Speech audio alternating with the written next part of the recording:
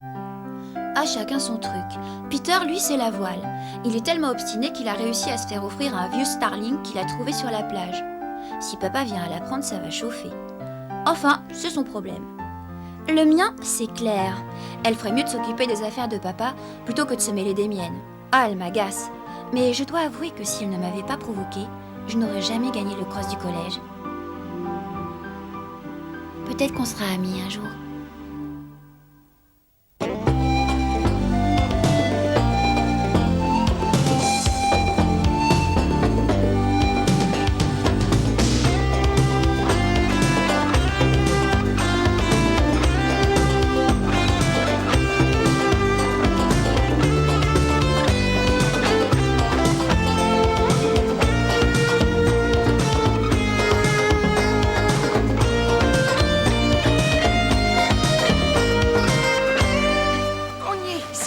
Cachette. C'est tout ce que t'as trouvé comme cachette? Qu'est-ce qu'elle a de plus que les autres? Selon mes calculs, j'arriverai à la surveiller avec mon télescope. Tu veux toujours rien dire à ton père? Tant que le bateau sera pas prêt? Une fois qu'il sera amarré au port, il ne pourra plus refuser. Un marin ne peut pas faire ça. J'aimerais pas voir le contrarier, moi, ton père. Écoute, chaque chose dans son temps, hein. C'est ce qu'on dit. Eh bien, je commence à avoir rudement faim.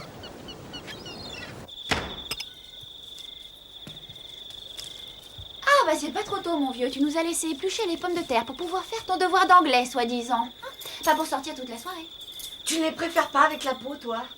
Heureusement que Claire est venue à notre secours. Nos très humbles patates se sont transformées en pommes dauphines. Moi, les pommes dauphines, j'adore ça. Oui, ce que je dis ou rien, c'est pareil. Qu'est-ce qui se passe? On doit passer devant la commission portuaire demain. Elle y va aussi. Et alors? Alors, quoi qu'on fasse et où qu'on aille, il y a toujours une certaine Claire. Et alors? Bon écoute, va donc chercher Jim pour dîner, tu veux? Ce n'est pas une attaque personnelle.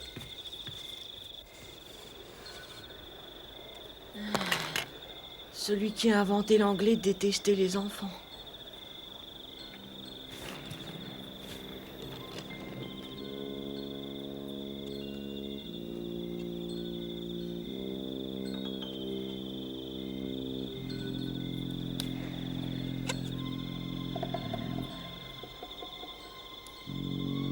Viens voir, chef. Objet non identifié. Non identifié pour moi aussi, mon vieux. Mais ne relâche pas ta surveillance. On avait l'habitude de tout se raconter avant. Mais ça tient toujours autant que je sache. Sauf si... Sauf si quoi? Sauf si tu as un secret, c'est ça? Il se pourrait qu'un jour j'en ai un, tu sais. Et j'aurais besoin de quelqu'un pour en parler, si j'en avais un. On est en train de parler d'un secret qui n'existe pas alors. Non, enfin, si. Une famille ne doit pas avoir de secret. Oh là, tu oublies ce qu'il y a là-dedans? Ah non, lui c'est pas un secret. Papa ne veut pas que tu l'emmènes à l'école. Mais il sait que je le fais. Il va encore être en colère après toi. Au moins on saura tous les deux pourquoi. Est-ce que c'est de ce genre de choses dont toi et Elisa vous parlez? Peut-être, peut-être pas. Oh là là, ça me fait mal à la tête. C'est à ton derrière que tu vas avoir mal quand papa verra que tes devoirs sont en retard d'une semaine. J'ai juste un peu de mal à m'y mettre ces temps-ci. Où est-ce que tu vas? Je vais vérifier quelque chose. C'est ça ton grand secret? Non, à tout à l'heure. Peter, tu vas être en retard à l'école.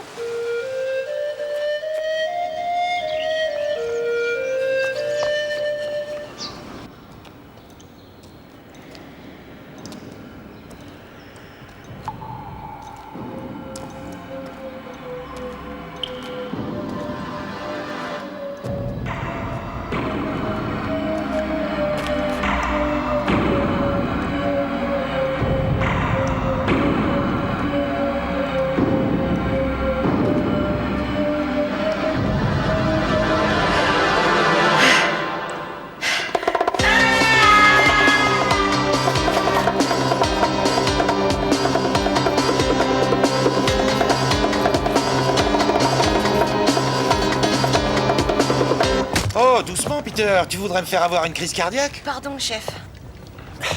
Salut Peter. Dis, l'agence de location de yacht vient d'appeler. Des hommes d'affaires veulent tenir une petite réunion sur le bateau. Ils vont boire, jouer aux cartes, c'est pas comme ça qu'on fait des affaires. C'en est une pour moi en tout cas. On verra plus tard. Chef, Oui, tu sais tout sur l'histoire du golfe de Raki, n'est-ce pas? je sais, oui, certaines choses. Et sur la pointe nord? Non, c'est intéressant comme quoi. Il va le payer très cher, ça je te le promets, Lisa. Il va le payer. Ton père le fera payer pour toi. T'inquiète, il sait très bien que je dirai rien à mon père. Excusez-moi, Madame Patterson, mais il est souffrant aujourd'hui. Je te jure que celui-là, un de ces jours, je le laisserai se débrouiller tout seul. T'es en train de te plaindre de ta famille, mais tu verrais la mienne. Si je tiens le coup, c'est grâce à ma grand-mère. On se comprend toutes les deux. C'est peut-être parce que nos grands-parents sont 2 fois plus vieux que nos parents et que nous, on est 2 fois plus jeunes que nos parents. Nous sommes toujours séparés, ce qui fait que nous sommes très proches, tu vois. Où sont tes grands-parents? Tu nous parles jamais d'eux. Moi aussi, j'ai un grand-père qui vit en Nouvelle-Calédonie, mais c'est tellement loin que si je voulais lui téléphoner, ça nous coûterait une vraie fortune. Quoique... Oh non, non, rien. Un fantôme. Ha, bien sûr que tout le monde le connaît, ton sacré fantôme. C'est vrai? Pas moi en tout cas. Ouais. Et tu voudrais bien la connaître, hein, son histoire. Assieds-toi. C'est une histoire incroyable, mais pourtant elle est vraie. Nous sommes en 1693. Il y a 300 ans alors? 300 ans environ, disons près. Il y avait un navire dans le golfe d'Oraki. Un vaisseau de commerce hollandais en très très mauvais état après un long voyage.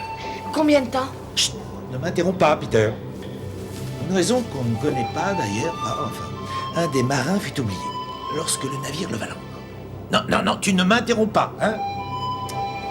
Il se cacha des indigènes, les Maoris, ayant trop peur de leur demander de l'aide. Il était dans une misère la plus complète qui soit. Et il ne comprit jamais que tous les petits plats de fruits et de légumes qu'il trouvait étaient déposés là par des enfants Maoris qui avaient adopté le sauvage blanc. Pourquoi il ne leur a pas rendu visite? Ah, la peur de l'inconnu. Un été, un autre navire européen vint mouiller dans une crique toute proche. Le marin courut comme un fou vers la plage. Mais il était si terrifiant à regarder.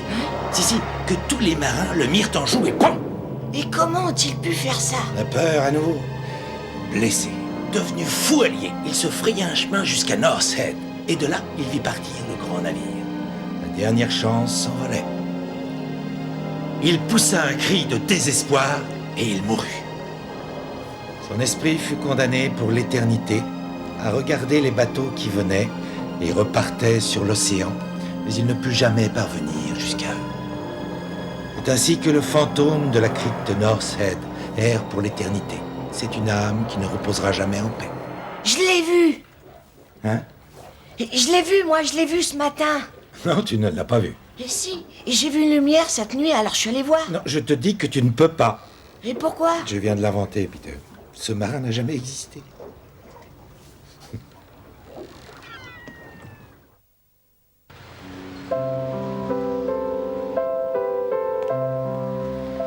Ah, voilà encore un heureux client de votre bonté naturelle. Hein? Ils finissent toujours par payer tôt ou tard. Un petit peu par-ci, un petit peu par-là. Comme on dit, tant qu'il y a de la vie, il y a de l'espoir, hein? Allons, la chance tourne. Regardez pour Jack. Les choses s'améliorent, non? Votre fille est bonne avec lui. Oh, elle aussi, elle change. En mieux, j'espère. Changer, tout change. Les adultes s'en accommodent, mais comment le vivent les enfants? Ceux de Jack? Ils sont raisonnables, non? Georgie est très secrète, et Peter, un grand rêveur. L'esprit toujours rempli des plus folles idées. Écoutez-le donc, lui, cette espèce de grand charmeur, avec toutes ces histoires, ces contes de fées insensés. Si, sans parler des monstres, des endroits bizarres et même des fonds. Ça n'existe pas, les fantômes. Une fois partis, il reste rien. Il ne reste rien, Marianne. Il reste les souvenirs dans les cœurs. On les garde toujours.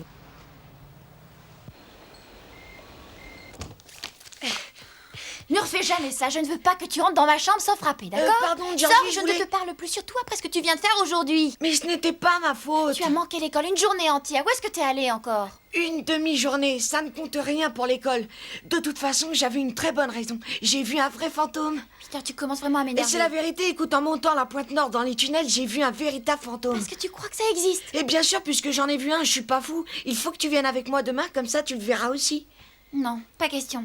Tu dois venir, il faut bien que quelqu'un me croie sur cette terre. Tu dis n'importe quoi, alors maintenant mon vieux, tu sors de ma chambre. Non, s'il te plaît. J'ai dit dehors. D'accord, je retournerai à la pointe nord tout seul et tu ne sauras jamais ce qu'est devenu ton frère. Et tu auras sa mort sur la conscience jusqu'à la fin de ta vie. Ne te fais pas avoir, Georgie, ne te fais pas encore avoir. Bon, alors, tu viens?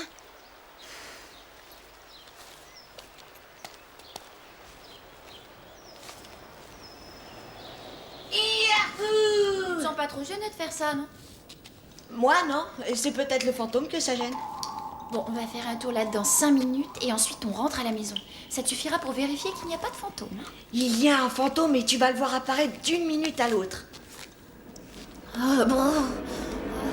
Mais qu'est-ce qui peut faire froid dans cet endroit?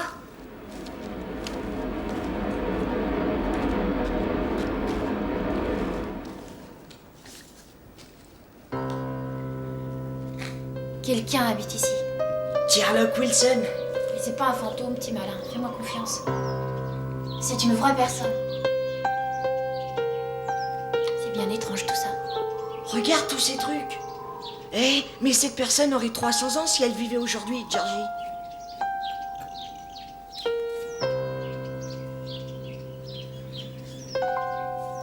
Merriam Square, Dublin. 1928, alors ça c'est bizarre. Bon, allez, viens, on s'en va. C'est un endroit privé ici. Non mais tu plaisantes, je vais pas partir aussi vite. C'est tellement fantastique tout ça. C'est tellement... On est entré chez quelqu'un, Peter. Qu'est-ce que vous fabriquez ici?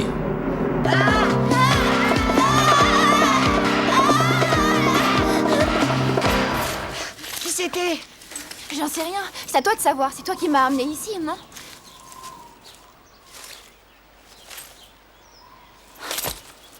Oh non!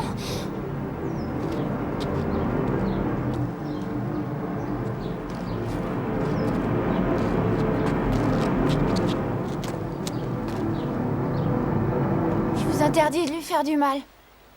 Pourquoi donc irais-je faire du mal à une petite créature du bon Dieu? Tiens.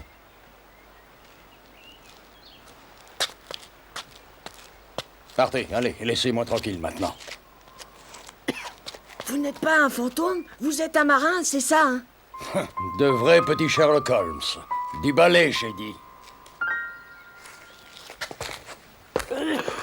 Viens. Mais c'est un marin! Ouah, quand papa va savoir ça, il va être surpris. Et ça apprendra au chef à me raconter des histoires. Non, je crois que c'est pas une bonne idée, Peter. Pourquoi? Parce que ce monsieur agit comme un squatteur. Et si tu parles de lui à tout le monde, tôt ou tard, quelqu'un viendra l'expulser.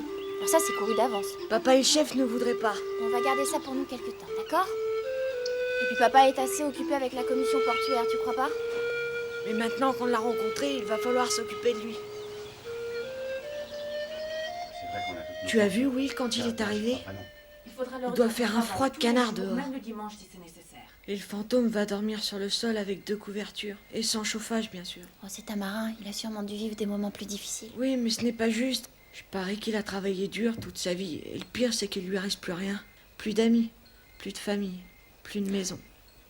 On pourra peut-être faire quelque chose demain matin.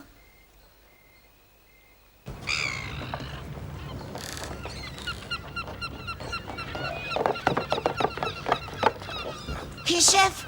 Hé, ça va pas, non? Tu es fou? Tu veux que je me coupe la gorge ou quoi? Excuse. Ne surprends jamais un marin quand il se taille la barbe, mon petit. Ça pourrait être ta condamnation à mort dans la seconde qui suit, alors prudence. Ce sont des gens à part, les marins, chef.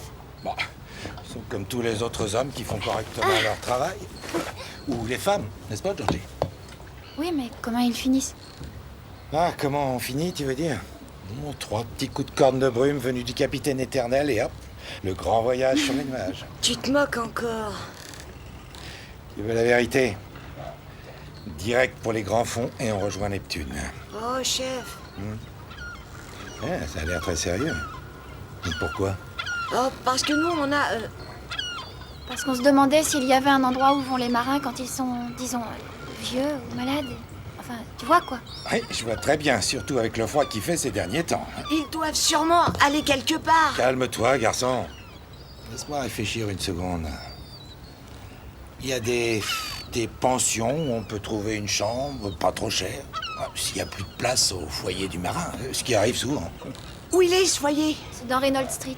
Il y a un toit, du chauffage et des vrais lits. Bien sûr. J'ai entendu dire que la nourriture était infecte.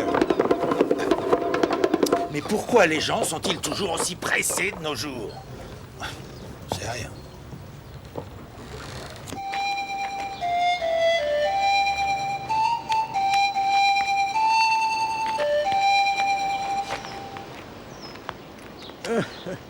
Salut, Je vous aiderais bien les enfants, mais on est complet. Juste une seule personne. Tu vois cette nourriture? C'est tout ce que j'ai et pas question d'en avoir plus. Le budget du foyer est trop maigre et ça ne va pas en s'arrangeant. C'est toujours une question d'argent partout où on va. Tous les gars qui sont là sont des amis personnels et j'ai des dizaines d'amis personnels qui attendent qu'une place se libère. Où est-ce qu'il pourrait aller alors? Tu veux que je te dise? Je préfère pas y penser. Moi je dis que c'est pas juste, c'est toujours comme ça. Alors j'arrête d'écouter les autres. Un vieux marin mérite qu'un jeune marin fasse tout ce qu'il peut pour lui. Alors je commence tout de suite. Eh oh! Eh oh! Je voudrais vous parler, monsieur! Eh oh! On t'a appris les bonnes manières, à ce que je vois.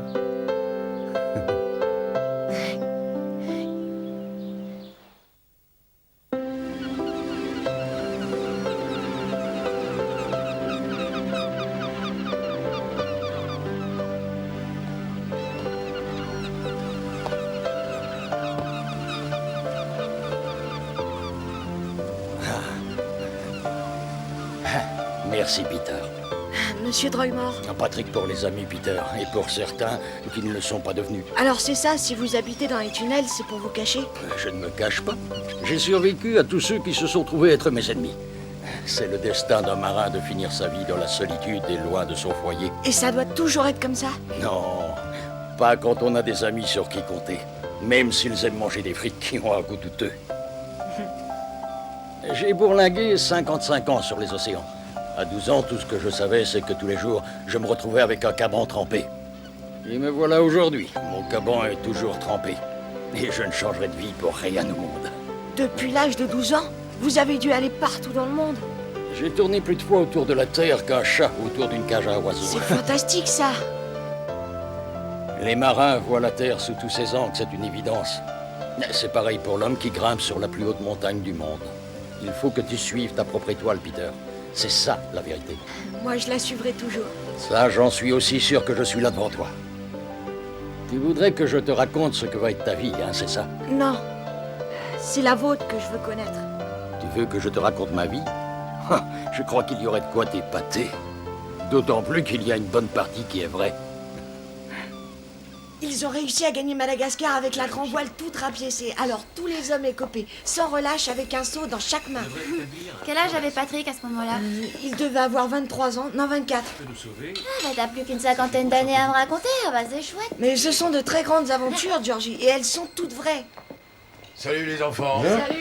Ah, salut Kevin. Salut. Bonjour. Georgie, Oui, vérifie si Peter fait ses devoirs. Vous voulez Et un ne lis café pas trop bien tard, C'est comme pas de d'habitude. d'accord. Merci. Bonne nuit. Bonne nuit. Bonne nuit les enfants. Bonne Il fait nuit. encore très froid ce soir. J'espère que Patrick va bien.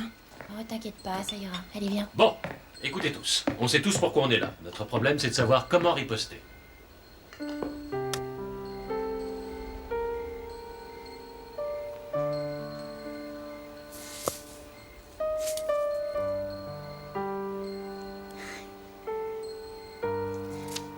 Qu'est-ce que tu dis de ça, Prince?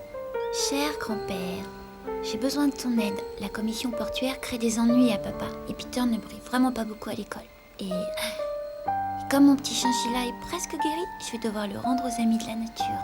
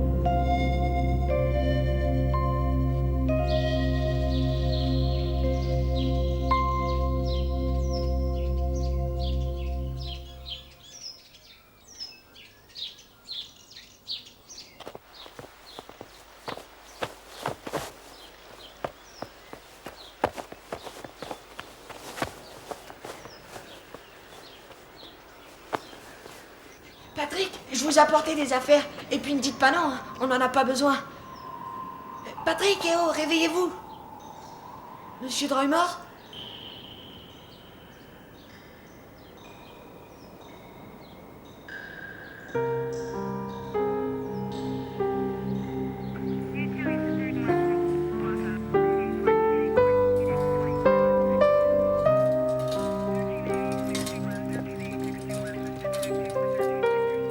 C'est pas juste. Tu as fait tout ce que tu as pu, Peter. Le médecin dit qu'il est mort sans souffrir pendant son sommeil. Tu viens? On rentre maintenant.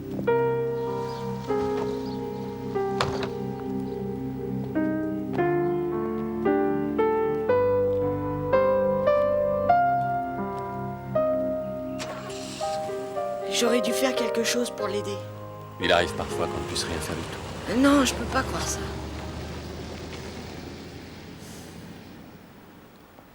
Peter. Toi et Monsieur Droymore. Patrick. Patrick. Ces derniers jours auront énormément compté pour lui. Parce qu'il t'a rencontré. Et aussi Georgie. Et que votre amitié lui a fait chaud au cœur. Moi, je voulais que ça continue. On le voudrait tous. Mais lorsqu'on vous enlève quelqu'un que vous aimez, on trouve ça absurde et injuste. Mais on n'y peut malheureusement rien. Je n'oublierai jamais Patrick. Alors, il n'est pas vraiment parti. Personne ne s'en va complètement, à moins d'oublier l'amour qui nous unissait.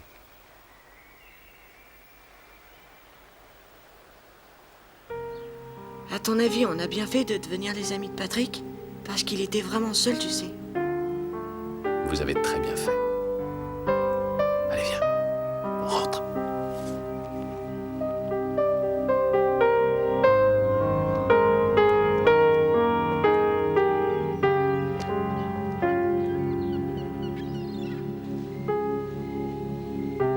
La commission portuaire ne veut rien entendre.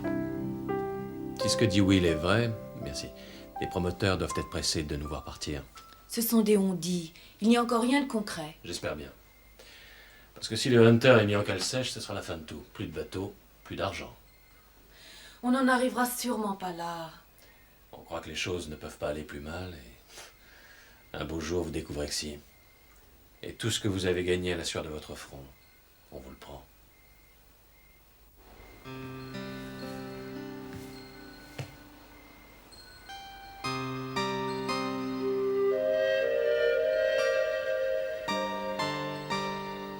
La vie et les aventures en mer de mon ami Patrick Droymore.